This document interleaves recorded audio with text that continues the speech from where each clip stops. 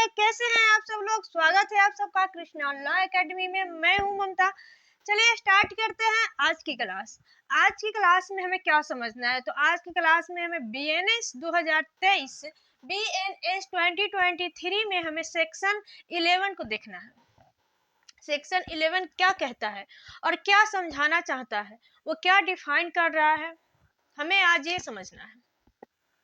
तो हम समय व्यर्थ ना करके सीधा पॉइंट पे आते हैं। तो चलिए देखते हैं कि सेक्शन 11 क्या कहता है।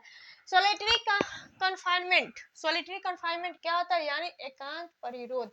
एकांत परिरोध क्या होता है, किसे कहते हैं एकांत परिरोध। अच्छा, सजा तो हम सब सुनते हैं कि कोई भी अपराधी अगर अपराध करता है, कोई भी अपराधी अगर अपराध करता है, अपराध करने से पहले और अपराध साबित होने से पहले कोई अपराधी नहीं बनता। उससे पहले वो एक नॉर्मल सा व्यक्ति होता है। जब किसी पे ये चार्ज भी लगे हो कि वो अपराध किया है, इस से क्राइम वो किया है, इतना कह देने भर से वो क्रिमिनल नहीं हो जाता। उसको ये साबित होना पड़ता है, एडवोकेट को ये साबित करना पड़ता है। जब ये साबित हो जाता है कि इस व्यक्ति ने ये क्राइम को किया है, तो माना जाता है कि ये क्रिमिनल है। उससे पहले हम उसे क्रिमिनल नहीं कह सकते, क्योंकि ऐसे ही आरोप तो किसी पे भी लग सकता है, कोई भी फंस सकता है। जब तक आरोप साबित न हो जाए तब तक हम नहीं कह सकते कि वो एक क्रिमिनल है। वो तो यहाँ आप समझ गए। सजा होती है, कोई भी व्यक्ति कोई अपराध करता है, उसका ट्रायल चलता है और ट्रायल के थ्रू उसे ये साबित हो जाता है कि वो व्यक्ति ये अपराध किया है, तो माना जाता है कि वो एक क्रिमिनल है और उसे पनिश किया जाता है, पनिशमेंट दिया जाता है, उसे सजा दी जा सकती है। कौन सा अपराध किया है उसके हिसाब से 2 साल, 3 साल, 10 वर्ष या आजीवन उसे सजा दिया जाता है। उसे जेल कारावास होती है या उसे जुर्माना लगाए जाते हैं। अब इन सब प्रोसीडिंग के बीच में ये एकांत परिरोध कहाँ पे लागू होता है, तो चलिए मैं बताती हूँ कि ये एकांत परिरोध कहाँ पे और कैसे लागू होता है। कोई भी व्यक्ति जब एक अपराध करता है, अपराध 2 प्रकार की होती है। एक संघनीय अपराध होती है, घोर से घोर अपराध होती है। जो संघनीय में आता है, जो एकदम घिनौने कार्य होते हैं, जैसे रेप, मर्डर, ऐसा कोई जो कई सारे अपराध किए होते हैं और उन अपराध कई सारे अपराध मिलके जब एक अपराध बनता है, एक बड़ा अपराध, एक संघनीय अपराध बनता है, तो वो उस अपराध के लिए उससे भारी सजा दी जा सकती है। उसे आजीवन कारावास दिया जा सकता है।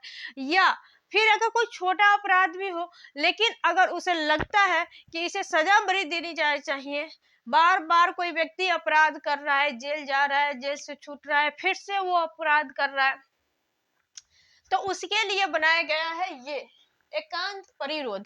एकांत परिरोध जब कोई व्यक्ति जेल जाता है, जब कोई, जैसे कि देखिए यहाँ पे एक ए नामक व्यक्ति है, यहाँ से हम समझते हैं एक नामक व्यक्ति है। इसने क्या किया ना, इसने क्या किया कि चोरी किया, इसने चोरी किया, ठीक है। इसने चोरी का अपराध किया, इसे पकड़ा गया। चोरी के लिए कितना सजा है, 3 वर्ष। इसे 3 वर्ष की सजा दी गई। 3 वर्ष की इसे कारावास हुआ, बराबर। ये 3 वर्ष का अपना पूरा सजा पूर्ण किया और फिर ये क्या किया, व्यक्ति बाहर आ गया, ये यहाँ से बाहर आ गया, बराबर। अब ये बाहर आया ना, तो ये जब इस वक्त ये 3 वर्ष की जो ये जेल में था, तो नॉर्मल से जेल में था। इसे क्या होता था, बहुत सारे कैदी थे, उन कैदियों के बीच में इसे रखा गया था। इसे टाइम टाइम से खाना मिलता था, पानी मिलता था, ये काम करता था, उसमें सबके साथ हंसता बोलता रहता और ऐसा रहता था। लेकिन जब ये बाहर आया तो बार बार 3-4 बार लगातार इसने चोरी का अपराध किया और बार बार इसके नाम पे केस फाइल हुई। और जब केस फाइल हुई तो जज साहब देख रहे हैं कि बार बार इसे सजा हो रही है और बार बार ये छूट के एक ही अपराध किए जा रहा है, तो इसके लिए यहाँ पे होती क्या है कि यहाँ पे इसे एकांत परिरोध दिया जाता है। यहाँ पे इसे एकांत परिरोध दिया जाता है, सॉलिटरी कन्फाइनमेंट दिया जाता है। जब ये जेल जाता है तो एकांत परिरोध में क्या होता है ना कि इसे एकांत में रखा जाता है। एकांत एक कमरे में रखा जाता है जहां पे कोई भी आता जाता नहीं है, एकदम जो कहते हैं एक काला गुफा ऐसा होता है, वहां पे उसे रखा जाता है जहां पे इसे किसी से बात करने की, किसी के साथ रहने की, हंसने की इसे नहीं दिया जाता है। एकदम एकांत, जब क्योंकि इसे यह एहसास हो कि कोई भी क्राइम करने के बाद कितना भयानक सजा मिल सकता है, क्योंकि एकांत एक ही कमरे में पड़े रहना वो बहुत टफ होता है। तो अब ये कब कब दी जाती है? ये एकांत परिरोध क्या सारे व्यक्ति को, सारे अपराधी को दिया जाता है? तो नहीं, जो कोई संगनीय अपराध करता है उसे दिया जाता है। और ये कब दिया जाता है? अगर यहाँ पर हम मानते हैं कि चोरी किया इसने, तो चोरी के लिए 3 वर्ष की सजा है, बरोबर। अब 3 वर्ष की सजा है, ये बार बार चोरी करके जा रहा है, तो क्या इसे 3 वर्ष के लिए एकांत परिरोध ही दिया जाएगा? नहीं, ये तो 6 महीने में ही मर जाएगा। उतना टाइम तक तो कोई भी नहीं रह सकता। तो उसके लिए क्या प्रावधान किया गया है कि कितने वक्त के लिए कितना एकांत परिरोध दिया जाएगा, ये मैं यहाँ पे आपको बताती हूँ। यहाँ पे सॉलिटरी कन्फाइनमेंट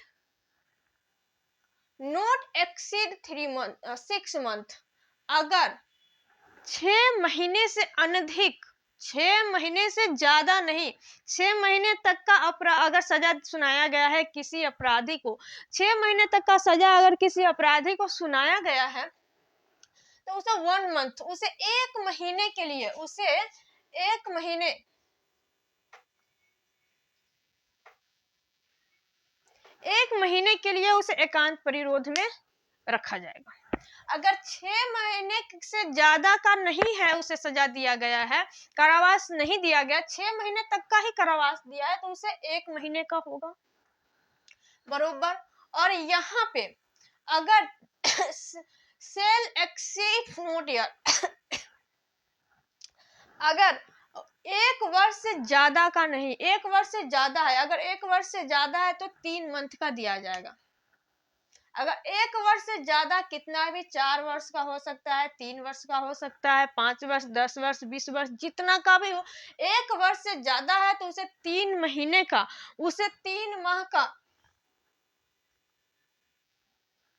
3 माह का उसे एकांत परिरोध दिया जाएगा। और अगर 6 महीने से लेकर के 1 वर्ष तक का हो तो उसे 2 महीने तक का ही दिया जाएगा, 2 माह तक का दिया जाएगा। क्या? तो एकांत परिरोध की सजा, एकांत परिरोध की सजा दिया जाएगा। अब यहाँ पे हम ये फिर से समझते हैं कि कहा गया, 1 नंबर में कहा गया है कि अगर 6 महीने तक का सजा दिया गया है किसी भी व्यक्ति को, 6 महीने से ज्यादा का नहीं है, 6 महीने तक का अगर दिया गया है तो उसे 1 महीने का एकांत परिरोध दिया जाएगा, बरोबर।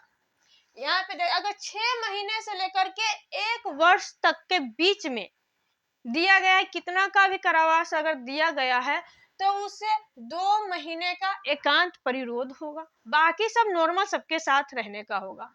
और फिर 1 वर्ष से ज्यादा कितना का भी सजा उसे सुनाया गया हो तो वो 3 महीने तक का ही उसे एकांत परिरोध दे सकता है। अब यहाँ समझने वाली बात है, ये तो हम समझ गए कि इतना का अगर उसे कारावास मिलता है, सिंपल कारावास मिलता है, तो एकांत परिरोध इतना का दिया जाएगा, इतने का इतना, इतने का इतना, ये हम समझ गए। अब यहाँ समझना ये है कि अगर 1 महीने का एकांत परिरोध देता है तो क्या वो 1 महीने लगातार देगा? नहीं। यहाँ पे सेक्शन 12 में, बीएनएस के सेक्शन 12 में, और आईपीसी का सेक्शन भी यहाँ पर मैं मेंशन कर दूं,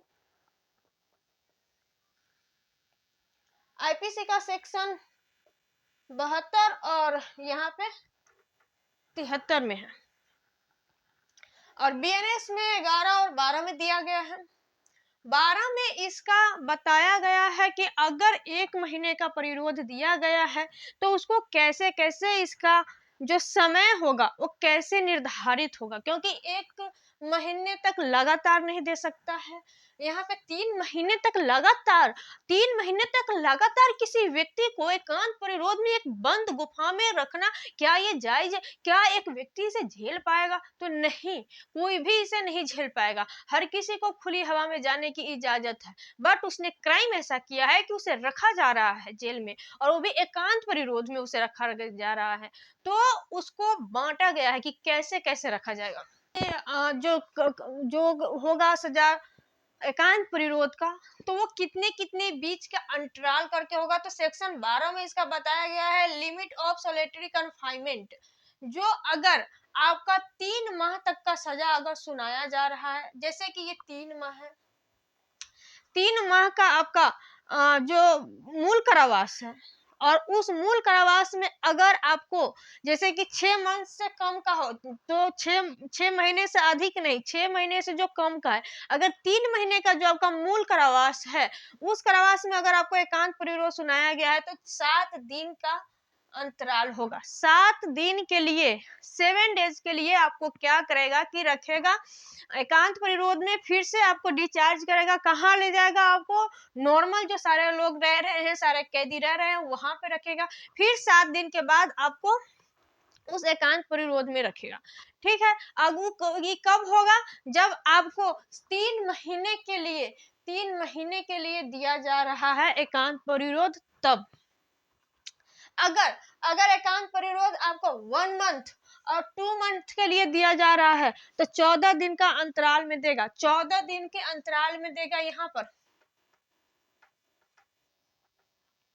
14 दिन के लिए रखा जाएगा। जो मूल कारावास है एकांत परिरोध का, तो उसको मूल कारावास अगर आपका 2 महीने हो, अगर आपका 1 महीने हो, और इसमें दिया गया मूल कारावास में, तो उसमें से आपको 14 दिन के लिए रखेगा एकांत परिरोध में, और फिर वहां से निकाल के आपको सदा सिंपल सा जो सारे कैदी रह रहे हैं वहां पे रखेगा। तो ये आपको कहाँ बताया गया है? ये सेक्शन 12 में बताया गया है।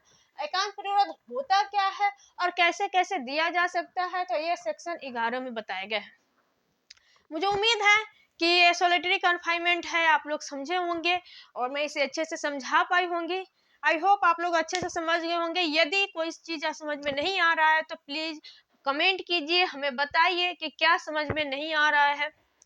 और एक बात और मैं बताना चाहूंगी कि यदि आप लोग रेगुलर बेसिस पे सेक्शन वाइज क्लास करना चाहते हैं सारे नोट्स के साथ, तो आप हमसे कांटेक्ट कीजिए, हमें कमेंट कीजिए। हम रेगुलर बेसिस पे क्लास लेते हैं, हम आपसे कांटेक्ट करके आपको ज्वाइन करेंगे। आप यदि नोट्स से सारे इस सबके में एक नोट्स तैयार होते हैं, सारे नोट्स के साथ, सारे केस लॉ के साथ, एक फैक्ट के साथ। मैं यहाँ तो बस टॉपिक वाइज ही पढ़ा सकती हूँ, उतना एक एक करके उतने सारे नोट्स नहीं लिखवा सकती। अगर सारे नोट्स के साथ आपको पढ़ना है तो आप हमसे कमेंट में बताइए। नेक्स्ट वीडियो में मैं अपना नंबर सेंड कर दूंगी, आप सब हमसे कांटेक्ट कर सकते हैं। यदि करना चाहते हैं तो हमें कमेंट में बताइए। तो आज के लिए इतना ही, मिलते हैं फिर नेक्स्ट सेशन में। Thank you so much.